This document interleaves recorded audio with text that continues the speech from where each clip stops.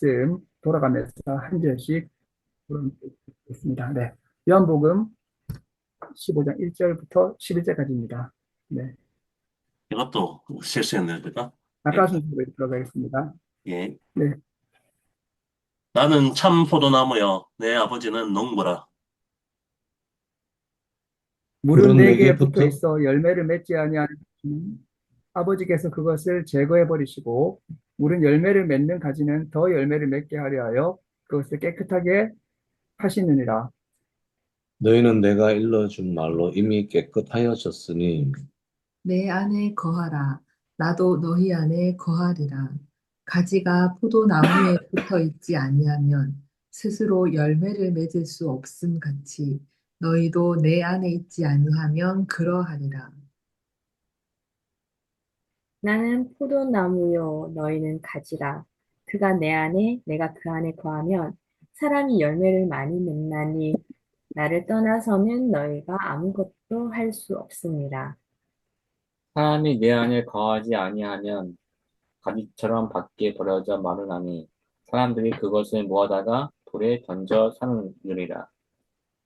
너희가 내 안에 거하고 내 말이 너희 안에 거하면 무엇이든지 원하는 대로 구하라. 그리하면 이루리라. 너희가 열매를 많이 맺으면 내 아버지께서 영광을 받으실 것이요, 너희는 내 제자가 되리라. 아버지께서 나를 사랑하신 것 같이 나도 너희를 사랑하였으니 나의 사랑 안에 거하라. 내가 아버지의 계명을 지켜 그의 사랑 안에 거하는 것 같이 너희도 내 계명을 지키면 내 사랑 안에 거하리라. 내가 이것을 너희에게 이름은 내 기쁨이 너희 안에 있어 너희 기쁨을 충만하게 하려 함이라. 아멘. 오늘 요한복음 15장 1절 말씀으로 포도와 가지라는 제목으로 하나님의 말씀을 전하고자 합니다. 오늘 말씀은 요한복음 15장에 있는 말씀입니다. 이 말씀은 요한복음 13장과 17장 사이에 있는데 흔히 이것을 고별담화라고 합니다. 이제 몇 시간 뒤면 예수님은 체포되셔서 십자가에 달려 죽임을 당하실 것을 알고 계십니다. 근데 예수님이 어떻게 하시냐면 13장에 제자들의 발을 씻기십니다.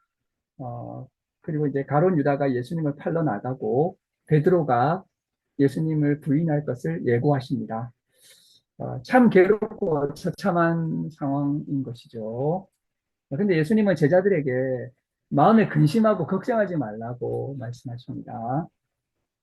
그리고 그 뒤에 자기를 배반할 사람들을 위로하고 나신 직후에 오늘 이 말씀을 해주십니다. 나는 참 포도나무요, 너희는 가지라고. 그토록 사랑하는 사람들이 그렇게 배반하는데도 사랑과 슬픔 가운데서도 걱정하시면서 당부의 말씀을 하시는 것입니다. 우리가 흔히 부모님이 돌아가실 때 유언과 유훈을 내리시는 경우가 있죠. 그래 되면 듣는 사람들이 그것을 굉장히 중요하고 소중하게 지켜가는 것을 보게 됩니다. 이 고별담화는 예수님이 하늘로 가시기 전에 예수님의 유언과 유훈과도 같은 그런 의미를 가진 말씀인 것이죠. 그때 우리에게 주시는 말씀이 나는 참 포도나무요, 너희는 가지라고 말씀하고 있습니다. 근데 그 전에 먼저 보시면 이렇게 말씀하고 있습니다. 하나님 아버지께서 농부라고 말씀하고 계십니다. 우리 이 말씀에서 하나님에 대해서 새롭게 알게 되는데요. 참 새롭습니다. 우리는 하나님을 농부로 알아야 됩니다. 이 농부란 말은 원래 땅에서 일하신다는 뜻이죠. 농부는 땅에서 일하는 땅의 사람이라는 뜻을 가지고 있습니다. 농부는 노동하고 일하는 사람입니다. 우리가 성경 말씀에서 하나시고 하나님은 심으시고 물을 주시고 키우시는 하나님이십니다. 하나님이 키우시고 하나님이 가꾸시고 하나님이 보존하십니다. 우리 생각 이상으로 하나님이 일하시는 하나님이라는 사실을 우리는 말씀을 통해서 알 수 있는 것이죠. 성경을 보면 하나님은 왕이시고 목자이시지만 또 동시에 농부이시라는 사실을 우리가 알 수 있습니다. 우리 오늘 이 자리에 예배 참석하시는 우리 예수교회 교회 여러분, 하나님 농부이심을 믿습니까? 아멘. 네, 하나님이 온 세상을, 특히 하나님의 교회를 지금도 심으시고, 그리고 물 주시고, 키우시고, 농사하신다는 것을 우리가 볼 수 있습니다. 또 우리 가정의 교회도 하나님께서 친히 계속해서 돌보시고, 키우시고, 자라게 하시고, 가꾸시는 하나님이심을 우리가 알 수 있는 것이죠. 근데 오늘 하나님은 이 포도원에서 일하시는 농부이십니다. 그래서 이제 이 포도원이 나오게 되는데요. 이 포도원은 뭘까요? 이 구약 성경을 보게 되면 포도원은 이스라엘이었습니다. 그래서 예언서를 보게 되면 포도원이 자주 등장하게 되는데, 포도원은 우선적으로 이스라엘이죠. 그리고 신약 성경은 교회입니다. 신약 성경은 이제 포도원은 교회죠. 그래서 사실은 하나님의 포도원인 이스라엘과 교회가 계속 확장되어서 온 세상이 하나님의 포도원으로, 하나님의 열매 맺는 포도원으로 변화되어야 되는 것이지만, 먼저 이 하나님의 포도원인 이스라엘과 교회가 먼저라는 사실을 우리가 여기서 볼 수 있습니다. 그런데 구약 성경을 보게 되면 이 포도원이 엉망인 경우가 많이 있다는 것입니다. 이제 가장 큰 문제는 열매를 맺지 못한다는 것이고, 열매를 맺지 못할 정도가 아니라 가시나무와 엉겅퀴 같은 정말 가시가 나오게 되고, 이러한 이제 그 열매가 오히려 이렇게 이제 나오게 되는 거죠. 좋은 열매를 맺기를 하나님께서는 기대하셨는데, 농부이신 하나님께서 가시나무가 자라서 옆에 나무를 찌르고 괴롭히는 그러한 모습으로 나타나는 것을 보게 됩니다. 그래서 우리가 성경을 보게 되면 우리 가정이나 교회나 국가나 가장 우리가 주의해서 봐야 될 것은 바로 열매입니다. 열매. 이 열매가 바로미터인 것이죠. 우리는 열매로 우리를 알 수 있습니다. 그래서 이제 우리 예수교회 교우 여러분들께서도 오랫동안 신앙생활을 해오고 계신데요. 내 열매를 한번 우리가 돌아보고 하나님 안에서 나는 어떤 열매가 나오고 있는가 봐야 될 필요가 있습니다. 자, 그런데 우리가 어떻게 하면 열매를 맺을 수 있는가? 여기서 오늘 본문 말씀은 중요한 말씀을 해주고 계십니다. 이때 우리가 열매를 생각할 때 예수님을 보게 된다는 것이죠. 예수님을. 왜냐하면 예수님이 참 포도나무이시기 때문입니다. 그래서 우리가 이제는 열매를 생각할 때 예수님을 보고 예수님이 하나님 나라 자신임을 아는 것이 중요한 거죠. 과거에 이스라엘이 실패를 했습니다. 실포도원이었습니다. 하지만 예수님은 진짜 포도나무이시기 때문에 이제 이 진짜 포도나무이신 예수님에게 잘 붙어 있게 된다면 우리는 귀한 열매를 맺게 되는 거죠. 그래서 예수님 포도나무는 이런 구약의 포도원과는 다른 참된 실제로서 참된 포도나무이시라고 할 수 있다는 것입니다. 그래서 이런 참 포도나무이신 예수님께 오늘 말씀은 먼저 붙어 있으라고 하십니다. 우리 한번 따라해 볼까요? 내게 붙어 있어. 내게 붙어 붙어 있어. 있어. 예, 이게 이제 열매를 맺는 가장 중요한 핵심적인 이제 그러한 메시지입니다. 이것은 이제 접붙임이 되어야 되는 거죠. 그래서 예수님이라는 포도나무에 이 가지가 접붙여 있어야 되는 것이죠. 우리 가정이 예수님에게 접붙여 있고, 우리 교회가 예수님에게 접붙여 있고, 우리나라가 예수님에게 접붙여 있고, 이렇게 이제 접붙여 있어야 된다는 것입니다. 가지는 이런 이제 나무에 접붙여 있어야 되는 것이죠. 이게 굉장히 중요한 예수님이 강조하시는 메시지라는 것입니다. 그래서 참된 나무에 접붙여 있게 될 때, 그때 열매를 맺게 됩니다. 우리 대구가 이 사과의 도시였죠. 사과의 도시. 옛날에는 이렇게 이제 이 사과가 굉장히 유명해서 저도 기억에 납니다. 우리 아버지께서 부산에 있을 때 이제 대구 능금 선물을 받고 그래서 사과를 굉장히 유명했었는데요. 우리 대구에 이런 대구 능금이 유명하게 된 것은 선교사님들의 역할이 컸다고 합니다. 그래서 장인차 선교사님이란 분이 이런 미주리주에서 이제 사과 나무를 가져왔는데 이게 우리 토종 나무에 잘 접붙임이 안 돼가지고 열매를 못 맺었고 안희와 선교사님께서 캔자스주에서 가져왔는데 이것이 접붙임이 잘 돼가지고 결국에는 열매를 맺었다고 하는 것이죠. 그래서 이제 대구가 이 사과라고 하는 열매를 맺게 된 것을 볼 수 있는데요. 이렇게 이제 접붙임이 잘 돼 있을 때 비로소 열매가 풍성하게 열매 맺게 되는 것입니다. 그래서 예수님께서 강조하시는 단 한 가지의 주제는 뭐냐면 바로 붙어 있으라고 하는 것이죠. 접착제가 붙어 있듯이 딱 붙어 있으라고 하는 것입니다.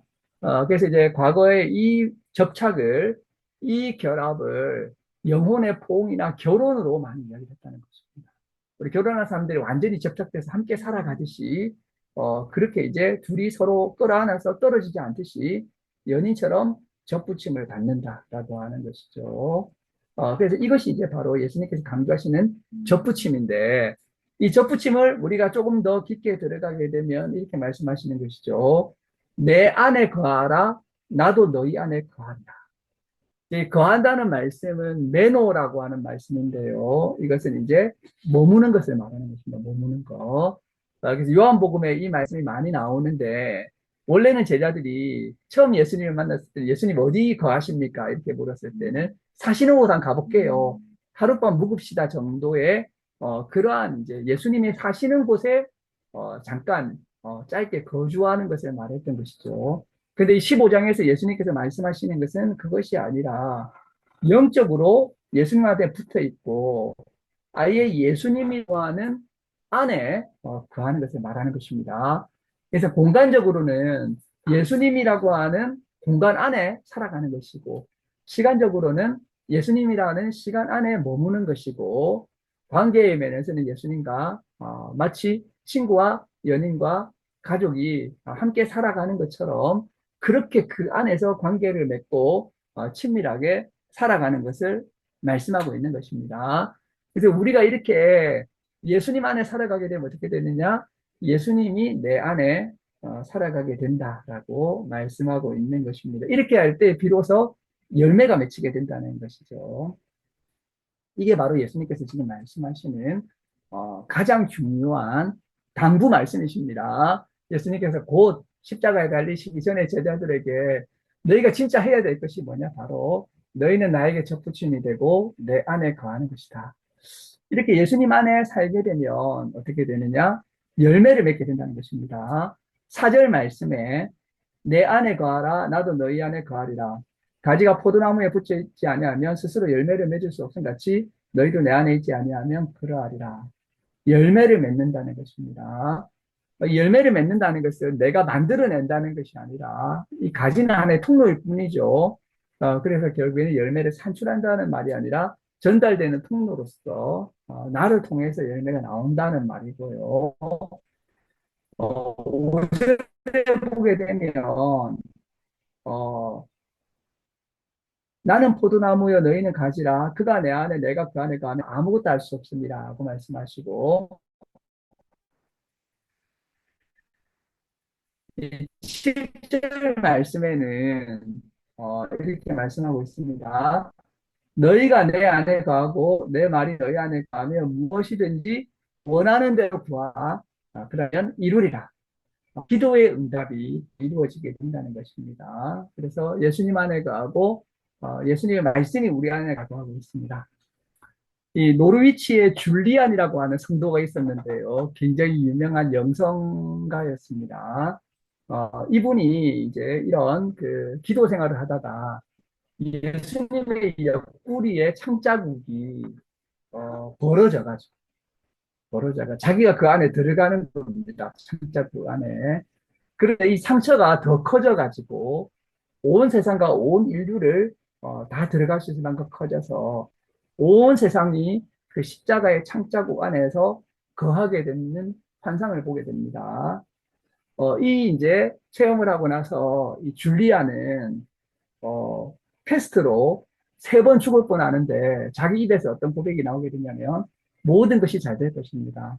모든 것이 잘 될 것입니다. 모든 일이 잘 될 것입니다. 라고 하는 유명한 말을 하게 됩니다. 이제 그리스도의 안에 그리스도의 말씀 안에 그 어떤 것도 이분의 마음을 흔들 수 없는 삶을 살게 되는 것이죠. 오늘 말씀 이제 마지막 부분을 보게 되면 이렇게 말씀하고 있습니다. 이렇게 열매를 많이 맺게 되면 하나님께서 영광을 받으시고 예수님의 진정한 제자가 된다고 말씀하고 있습니다. 근데 이 말씀의 궁극적인 목적은 바로 기쁨입니다. 기쁨. 우리 11절 함께 같이 한번 읽어보겠습니다. 같이 읽도록 하겠습니다. 시작. 내가 이것을 너희에게 이름은 내 기쁨이 너희 안에 있어 너희 기쁨을 충만하게 하려 함이라. 내가 이것을 너희에게 이름은 내 기쁨이 너희 안에 있어 너희 기쁨을 충만하게 하려 함이라. 예수님께서는 지금 몇 시간 뒤면 죽으십니다. 근데 뭐라고 하고 계시죠? 내 기쁨이라고. 예수님 너무 지금 이런 굉장히 처참하고 비통하고 그렇게 발을 씻길 정도로 사랑했는데 나를 배신하고 팔고 돈에 그리고 십자가에서 그 모진 고통을 당하고 이 모든 고통이 지금 몇 시간 앞에 기다리고 있는데 예수님은 내 기쁨이라고 하십니다. 내 기쁨. 내가 왜 이야기를 하는지 아느냐? 내가 너무 기쁜데 너희가 내 안에 있으면 너희도 이렇게 이제 기쁨으로 살아갈 수 있다는 것이죠. 그런 이제 기쁨의 충만함, 너희가 정말 충만한 기쁨을 누리게 하려고 내가 지금 말을 하는 것이다. 이 참 포도나무이신 예수님의 생명인 것이죠. 그래서 참 포도나무 예수 그리스도에게 붙어 있고 예수님 안에 거하고 그렇게 할 때 우리 삶에는 열매와 사랑과 이런 기쁨이 넘치게 됩니다. 이러한 예수님의 생명, 예수님의 기쁨이 넘쳐나는 우리 예수교회 교우들이 되시기를 주님의 이름으로 축원합니다. 예, 기도하시겠습니다. 하나님 감사합니다.